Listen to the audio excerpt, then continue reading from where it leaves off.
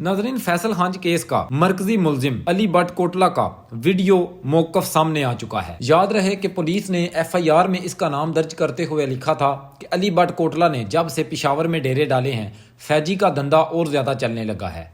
फैजी और अली भट्ट मिलकर ये नेटवर्क चला रहे थे। गाँव के गाँव इसके मकरूह धंधे की लपट में आते गए, नस्लें बर्बाद होती गईं। इसका मौकफ सुनते हैं और बाद में इस पर तबसरा करते हैं। बहुत शुक्रिया। बिस्मिल्लाहिर्रहमानिर्रहीम।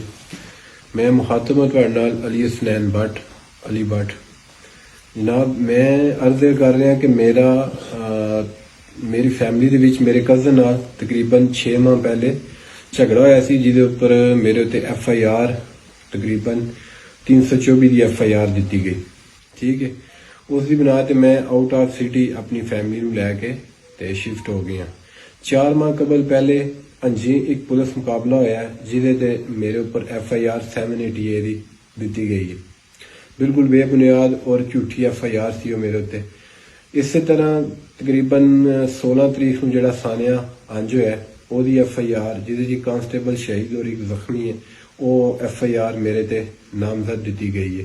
इस तरह उस 3 दिन बाद जिहड़ी FIR हुई है पुलिस मुकाबला फैसल हंज वाला, ओहदी FIR भी मेरे ते दी गई है। मेरे हाथ दे विच कुरान है, कुरान पाक है। मैं इस दे उपर हथ रख के एक कसम खाना है कि मेरा इन्हां 3 FIR नाल कोई तलक नहीं, कोई वास्ता नहीं, ना कोई मेरा उन्हां नाल लिंक है।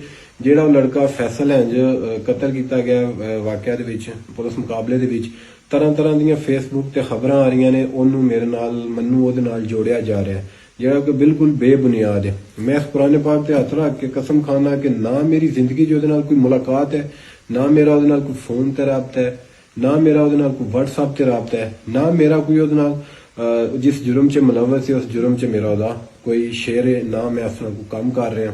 लिहाजा मेरे नाल ज्यादती है। जेडे साडे SHO लगे रहे ने अरशद डफराना तकरीबन 6 माह पहले, इन्होंने मेरे कज़न को 5 ਤੋਂ 6 लाख रुपया लैके मेरे ते झूठी FIR 780A दी दी सी। उस FIR नू जेड़ा ना पुलिस मुकाबले वाली नू इशू बना के ते मेरे ऊपर जनाब दूसरी FIR दी गई, उसे नू इशू बना के तीसरी FIR दी गई। मेरा बिल्कुल इस चीज ना कोई लिंक नहीं, कोई तलक नहीं।